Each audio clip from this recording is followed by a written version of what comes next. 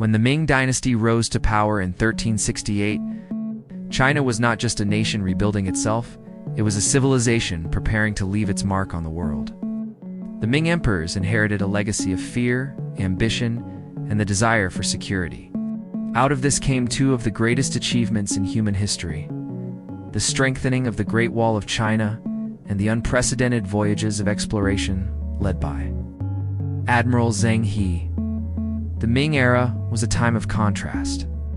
On one side, emperors built walls stretching thousands of miles to protect their people from northern invaders. On the other, they launched ships that sailed farther than any Chinese fleet had ever gone, carrying silk, porcelain, and culture to the distant coasts of Africa and Arabia. But behind these great feats lay stories of politics, ambition, fear, and forgotten glory. Why did the Ming rulers spend so much energy sealing their borders while also sending ships across the seas? Why did one of the world's most powerful fleets suddenly vanish into silence? In this journey, we will uncover the story of the Ming Dynasty's Great Wall and its exploration, two legacies that shaped history in ways few could have imagined. The Ming Dynasty was born from fire and rebellion. In the mid-14th century, the once mighty Yuan dynasty, ruled by the Mongols, was crumbling under corruption, famine, and endless revolts. China was suffering from plague, economic collapse, and the heavy hand of foreign rulers. Out of this chaos emerged Zheng, a peasant who rose through the ranks of a rebel army to eventually seize power. In 1368, he declared himself the Hongwu Emperor and founded the Ming Dynasty, one of the most powerful dynasties in Chinese history. The early Ming period was marked by efforts to restore Chinese traditions and erase Mongol influence. The Hongwu Emperor brought back Confucian ideals, reinstated the civil service examination system, and strengthened agricultural reforms to feed the population. Land was redistributed, and farmers were encouraged to produce more food. This not only revived the economy, but also rebuilt trust between the rulers and the people. The Hongwu Emperor was also deeply suspicious of officials and corruption. To ensure order, he established a rigid bureaucracy, where officials were carefully monitored and harshly punished for disloyalty. His rule was strict, even ruthless, but it laid the foundation of stability after years of chaos.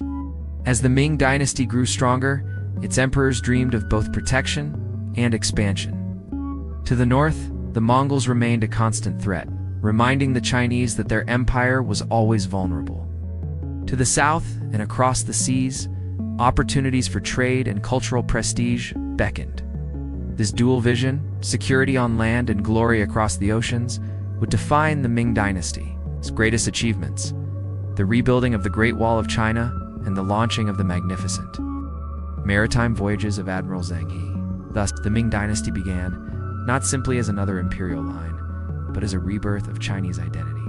It was a dynasty that sought to reclaim the greatness of its ancestors while boldly trying to shape the future of the known world. If one symbol defines the Ming Dynasty, it is the Great Wall of China. Although earlier dynasties had built defensive walls, it was under the Ming that the Great Wall took its most recognizable form.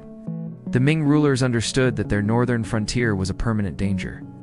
The Mongols, though no longer rulers of China, still roamed the steppes, launching raids and threatening border security. To protect the heartland, the Ming invested in building a stronger, more enduring wall. Unlike earlier rammed earth walls, the Ming used stone and bricks, ensuring durability. Watchtowers, signal beacons, and garrisons were added along the length of the wall, transforming it into not just a barrier but a highly organized defense system. Soldiers stationed along the wall could send smoke signals by day or fire beacons by night, alerting troops hundreds of miles away to enemy movement.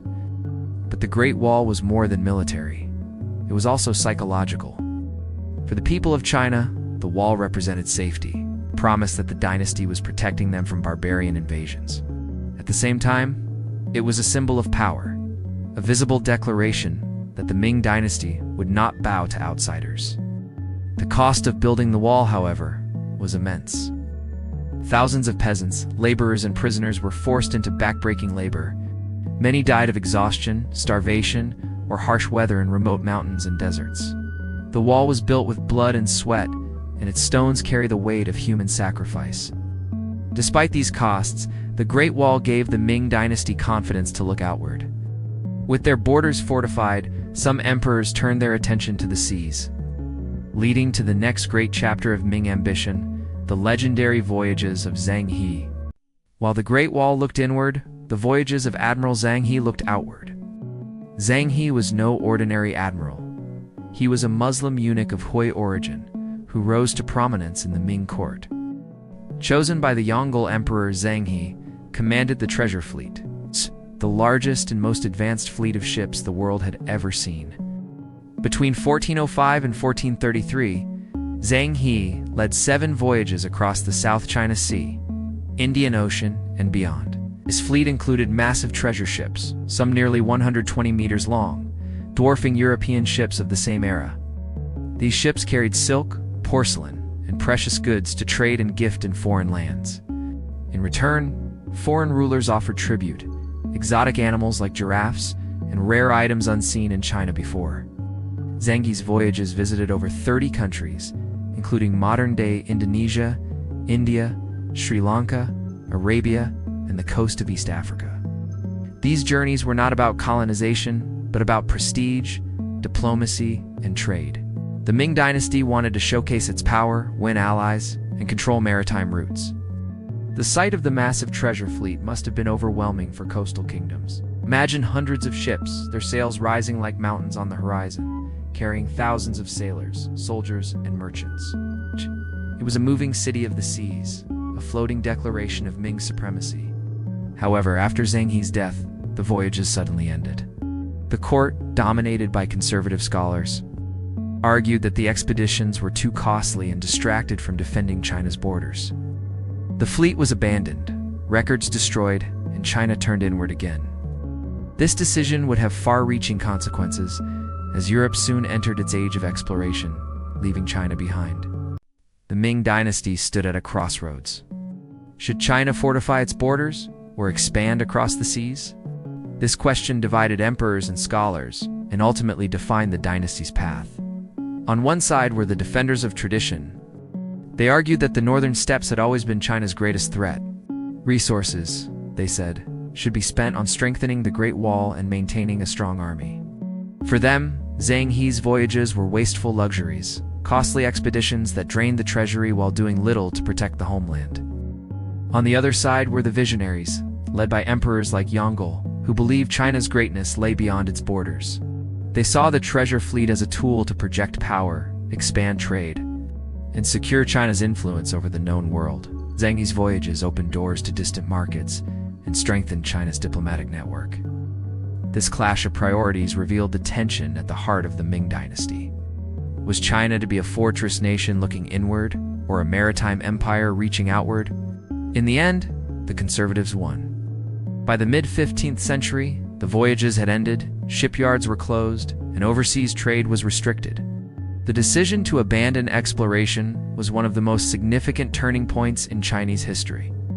While China looked inward, Europe sailed outward, exploring new worlds and building colonies.